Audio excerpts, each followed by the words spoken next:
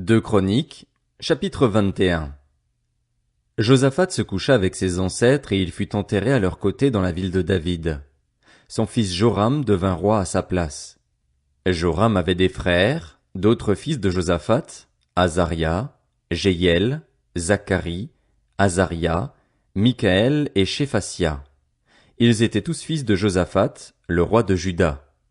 Leur père leur avait donné des cadeaux considérables en argent, en or et en objets précieux, avec des villes fortifiées en Juda. Quant au royaume, il l'avait donné à Joram parce qu'il était l'aîné. Lorsque Joram eut pris possession du royaume de son père et qu'il se fut fortifié, il fit mourir par l'épée tous ses frères ainsi que des chefs d'Israël. Joram avait 32 ans lorsqu'il devint roi et il régna 8 ans à Jérusalem. Il marcha sur la voie des rois d'Israël comme l'avait fait la famille d'Akab. Sa femme était en effet une fille d'Akab, et il fit ce qui est mal aux yeux de l'Éternel. Toutefois, l'Éternel ne voulut pas détruire la famille de David à cause de l'alliance qu'il avait conclue avec David et de la promesse qu'il avait faite de lui donner toujours un successeur, ainsi qu'à ses descendants. À son époque, les Édomites se révoltèrent contre l'autorité de Juda et se donnèrent un roi. Joram partit avec ses chefs et tous ses chars. Il s'était levé de nuit et il battit les Édomites qui l'encerclaient ainsi que les chefs des chars. La rébellion d'Édom contre l'autorité de Juda a duré jusqu'à aujourd'hui. Libna se révolta aussi à la même époque contre son autorité parce qu'il avait abandonné l'Éternel, le Dieu de ses ancêtres. Joram fit même des hauts lieux dans les montagnes de Juda.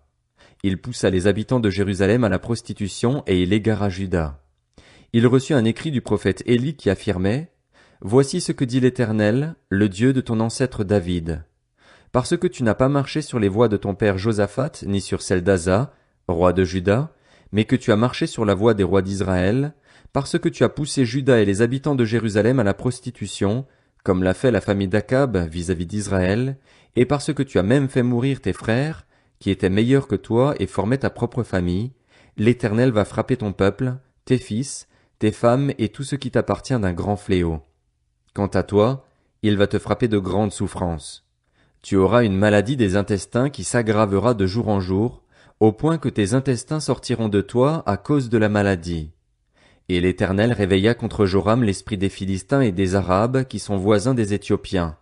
Ils montèrent contre Juda, ils lancèrent une attaque et emmenèrent avec eux toutes les richesses qui se trouvaient dans le palais du roi, y compris ses fils et ses femmes, de sorte qu'il ne lui resta pas d'autre fils que Joachaz, le plus jeune d'entre eux. Après tout cela, l'Éternel le frappa d'une maladie des intestins qui était incurable. Elle s'aggrava de jour en jour et, vers la fin de la 2e année, les intestins de Joram sortirent en raison de la maladie. Il mourut dans de violentes souffrances et son peuple ne brûla pas de parfum en son honneur, comme il l'avait fait pour ses ancêtres. Il avait 32 ans lorsqu'il devint roi et il régna 8 ans à Jérusalem. Il partit sans être regretté et on l'enterra dans la ville de David, mais pas dans les tombeaux des rois. Deux Chroniques, chapitre 22. Les habitants de Jérusalem firent régner à sa place Akazia, son plus jeune fils, car la troupe qui avait fait irruption avec les Arabes dans le camp avait tué tous ses aînés. C'est ainsi qu'Akazia, fils de Joram, le roi de Juda, devint roi. Akazia avait 22 ans lorsqu'il devint roi et il régna 1 an à Jérusalem. Sa mère s'appelait Athalie et c'était la petite fille d'Omri. Il marcha lui aussi sur les voies de la famille d'Akab, car sa mère le poussait au mal par ses conseils. Il fit donc ce qui est mal aux yeux de l'Éternel comme la famille d'Akab, car il y trouva après la mort de son père des conseillers pour sa perte.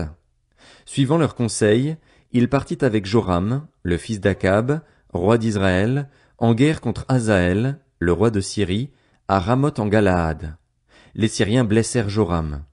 Joram repartit à Jizréel pour se faire soigner des blessures que les Syriens lui avaient infligées à Rama, lorsqu'il se battait contre Hazaël, le roi de Syrie. Akazia, fils de Joram et roi de Juda, descendit alors pour voir Joram, fils d'Akab, à Jizréel, parce qu'il était blessé. Par la volonté de Dieu, ce fut pour sa ruine qu'Akazia se rendit auprès de Joram. Une fois arrivé, il sortit avec Joram vers Jéhu, petit-fils de Nimshi, que l'Éternel avait désigné par onction pour exterminer la famille d'Akab. Alors qu'il exerçait la justice contre la famille d'Akab, Jéhu rencontra les chefs de Juda et les neveux d'Akazia qui étaient au service d'Akazia, et il les tua. Il rechercha Akazia et on s'empara de lui dans Samarie, où il s'était caché. On l'amena auprès de Jéhu et on le fit mourir. Puis on l'enterra, car on se disait, c'est le petit-fils de Josaphat, qui, lui, cherchait l'Éternel de tout son cœur. Et il ne resta personne de la famille d'Akazia qui soit apte à régner. Quand Athalie, la mère d'Akazia, vit que son fils était mort, elle se leva et fit disparaître toute la descendance royale de la communauté de Juda. Cependant Joshabéath, la fille du roi, prit Joas, le fils d'Akazia, et l'enleva du groupe des fils du roi quand on les fit mourir. Elle le mit avec sa nourrice dans une chambre à coucher du temple. Joshabéath, fille du roi Joram, femme du prêtre Jéhojada et sœur d'Akazia, le cacha ainsi à Athalie, et celle-ci ne le fit pas mourir. Il resta 6 ans caché avec eux dans la maison de Dieu, tandis qu'Athalie régnait sur le pays. 2 Chroniques, chapitre 23. Au bout de 7 ans, Jéhojada s'arma de courage et fit alliance avec les chefs de centaines. Azaria, fils de Jérokam, Ismaël, fils de Jochanan, Azaria, fils d'Obed, Maazéja, fils d'Adaja, et Élishaphat, fils de Zikri. Ils parcoururent Juda et rassemblèrent les Lévites de toutes les villes de Juda ainsi que les chefs de famille d'Israël, puis ils vinrent à Jérusalem. Toute l'assemblée fit alliance avec le roi dans la maison de Dieu. Jéhojada leur dit, « Voici le fils du roi. C'est à lui de régner, conformément à ce que l'Éternel a déclaré à propos des descendants de David. Voici ce que vous ferez. Le tiers des prêtres et lévites qui, parmi vous, prend son service le jour du sabbat devra garder les entrées, un autre tiers se postera au palais royal et un tiers à la porte de Gésod. Tout le peuple se trouvera alors dans les parvis de la maison de l'Éternel. Que personne n'entre dans la maison de l'Éternel, excepté les prêtres et les lévites de service, eux pourront entrer, car ils sont saints. Tout le peuple respectera les ordres de l'Éternel. Les lévites entoureront le roi de tous les côtés, chacun les armes à la main, et l'on donnera la mort à toute personne qui voudra entrer dans le temple. Vous serez près du roi dans toutes ses allées et venues. Les Lévites et tout Juda suivirent tous les ordres qu'avait donnés le prêtre Jéhojada. Ils prirent chacun leurs hommes, aussi bien ceux qui entraient en service que ceux qui sortaient de service le jour du sabbat, car le prêtre Jéhojada n'avait exempté aucune des divisions. Le prêtre Jéhojada remit aux chefs de centaines les lances et les boucliers, grands et petits, qui venaient du roi David et qui se trouvaient dans la maison de Dieu. Il fit entourer le roi en plaçant tout le peuple, chacun les armes à la main, en demi-cercle devant l'autel et le temple, depuis le côté droit jusqu'au côté gauche du bâtiment. On fit avancer le fils du roi, mit sur lui la couronne et lui donna le témoignage. On le proclama roi. Jéhojada et ses fils le consacrèrent par onction et dirent « Vive le roi !» Athalie entendit le bruit que faisait le peuple en accourant et célébrant le roi, et elle vint vers le peuple à la maison de l'Éternel. Elle regarda et vit le roi qui se tenait sur son estrade à l'entrée. Les chefs et les joueurs de trompettes se tenaient près de lui. Tout le peuple du pays était dans la joie, on sonnait de la trompette et les musiciens avec leurs instruments dirigeaient les chants de louange. Athalie déchira ses habits et dit « C'est une conspiration! C'est une conspiration !»